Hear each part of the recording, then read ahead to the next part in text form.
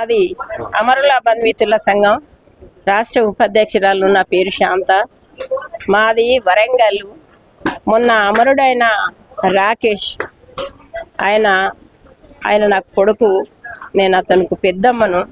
ఇట్లయినా అట్లయినా వాళ్ళకు మేము తల్లులమే, అమరులైన పిల్లలకు ఎవరికైనా అని మొన్న కర్రెగుట్టల నుంచి వెళ్ళి మొదలు పెడితే కగార్ ఆపరేషన్ మొదలుపెట్టి అక్కడున్న బహుళ జాతి కంపెనీలకు వాళ్ళ కాళ్ళ కింద, ఆదివాసుల కాళ్ళ కింద బొగ్గు, భూమి, ఇనుము అవన్నీ ఉన్నాయని ఆదివాసులను రాత్రి ఇండ్ల మీనికి పోయి పట్టుకొచ్చి చేళ్ళల్లో పట్టుకున్నా, ఇంటికాడ పండుకున్నా తీసుకెళ్ళి వాళ్ళని చంపుడు. ఆదివాసులను చంపితే ఆ ఆదివాసుల కోసమే నేను ఇంతగానో చదివిన చదువులన్నీ ఎవరి కోసం? ఇవాళ నేను చదువుకున్న నా అమ్మను చూసుకుంటానికి నా అన్నున్నాడు కాదని తన చదువుల వదిలిపెట్టి, ఉన్నతమైన చదువుల వదిలిపెట్టి, తోడబుట్టిన అన్నను, అమ్మను, నాన్నను అందరినీ వదిలిపెట్టి కామ్రేడ్ రాకేష్ యుద్ధంలోకి వెళ్ళిపోయాడు. అది యుద్ధము. అక్కడున్న ఆదివాసుల కోసం పని చేస్తామని వాళ్ళ కాళ్ళ కింద కలియ సంపద అంతా ఈ బహుళజాతి కంపెనీలకు కానీ, కార్పొరేట్లకు కానీ అప్పచెప్తుండ్రు. వాళ్ళ కిందంతా దోసుకోవాలని వాళ్ళని చంపడం, వాళ్ళ గుడిసెలు తగలబెట్టడం, వాళ్ళ మాన ప్రాణాలు తీయడం ఇవన్నీ చేస్తుండ్రనే అక్కడ మావోయిస్టులు మా కోసం ఆదివాసులను చంపడం ఎందుకని వాళ్ళు చర్చలకు వస్తామన్నారు. ఆ చర్చలకు వస్తామని చెప్పినప్పుడు వాళ్ళు చర్చలకు రాలేదు రాజ్యం. కానీ కాల్పులు ఆపలేదు. వాళ్ళు కాల్పులు ఆపిండ్రు కానీ వీళ్ళు ఆపలేదు. ఈ పైన ఆపక ఎవ్వలం పడితే వాళ్ళని చంపడం, కోవట్లుగా మార్చుకోవడం, వాళ్ళని మలుసుకోవడం, వాళ్ళ చుట్టూ తిప్పడము. ఇవల్ల అంత దూరము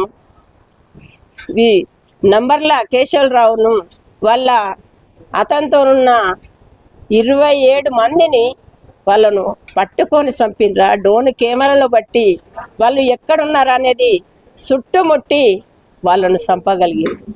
కానీ వాళ్ళని ఈరోజు వాళ్ళని చంపిన వాళ్ళు నమ్ముకున్నటువంటి సిద్ధాంతము ఆగది. ఇవాళ వాళ్ళని చంపి విప్లవాన్ని ఆపుతాననుకున్నారు. కానీ ఆ విప్లవం ఆగదని చెప్పి మేము అమరుల బంధుమిత్రుల సంఘంగా మేము చెప్తున్నాం. అంటే మేము సుతా పిల్లలకు అన్నాం, ఆ పిల్లలు సుతా పార్టీలోకి వెళ్ళిపోయి చనిపోయినరు. మేము వాళ్ళని కన్నందుకు గర్వపడుతున్నాం. ఆ పిల్లలకు అన్నందుకు వాళ్ళు తీసుకున్న నిర్ణయం చాలా గొప్పది, చాలా విలువైంది, విమానమయ పర్వతాల కన్నా చాలా గొప్పది అని చెప్తున్నాము. ఈరోజు ఇంతమందిని చంపినామని మోడీ సంబరపడతాడు కావచ్చు. ఇవాళ మోడీ రాజ్యము, ఆ కేంద్ర బలగాలు ఇవాళ ఒక పాటను పట్టుకొని ఎగరడం తుపాకులు ఎక్కువ పెట్టుకొని వాళ్ళు ఎగిరి పాట పాడుతుండ్రు. రేపు వాళ్ళు సుతా చనిపోతారు కావచ్చు, వాళ్ళ తల్లుడు సుతా మాలాగానే ఏడుతారు. ఇవాళ బూర రాకేష్ తల్లి ఎట్లా ఏడ్చింది అలాగనే వాళ్ళ తల్లులు ఏడుస్తారు. రేపు ఒకరు కావచ్చు, రేపు ఇద్దరు కావచ్చు, నలుగురు కావచ్చు. ఎన్ని రోజులకున్న ఈ తల్లులు ఏడ్చినట్టే ఆ తల్లులు ఏడుతారు. మేము ఎల్లకాలం బతికుంటామని వాళ్ళు అనుకోవచ్చు. కానీ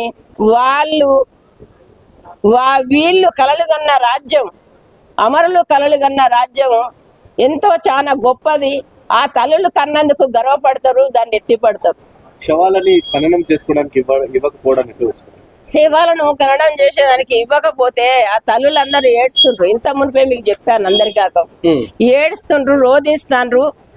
మీకు సుతున్నారా తల్లులు, మేము కదా, మేము ఎట్లా ఏడుస్తున్నామో రేపు మీరు సుత ఏడుతారని ఆ తల్లి రాకేష్ తల్లి ఎట్లా ఏడ్చుకుంటూ చెప్పింది మీడియా ముందు, లోపల కానీ బయట కానీ ఇప్పుడు మీ అందరికీ. కానీ అట్లా చంపిన పిల్లలను చేతికి ఇవ్వాలి. కానీ వాళ్ళ తల్లిదండ్రులు పోతే దరిదాపుల రానియలేదు. రాకేష్ తల్లి పోలే కానీ తండ్రి, మేనమామ, చుట్టుపక్క పాలోళ్ళు వాళ్ళందరూ అంబులెన్స్ను పట్టుకొని ఓ కారును తీసుకొని పోయి 4 రోజులు ఉన్నారు. 5వ రోజుకి ఈ రోజు ఇల్లు చేరిండ్రు. వాళ్ళు ఇవ్వలేదు. సంతకాలు పెట్టండి అన్నారు. ఎందుకంటే మేమే ఇక్కడ ఖననం చేస్తామంటే మేము పెట్టామని వాళ్ళు వెళ్ళొచ్చిండ్రు. వాళ్ళు వెళ్ళొచ్చిండ్రు ఇండ్లకు. కానీ వాళ్ళు వచ్చినాకనే తగులబెట్టిండ్రు.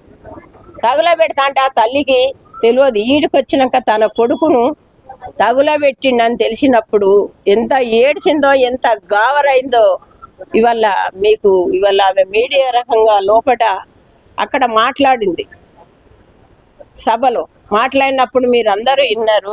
ప్రతి ఒక్కరికి కానీ ఎవరికి కానీ అటువంటి శోకము వాళ్ళు చంపినోళ్లకు తప్పనిసరి వస్తుందని మేము అమరుల బంధుమిత్రుల సంఘంగా చెప్తున్నాం.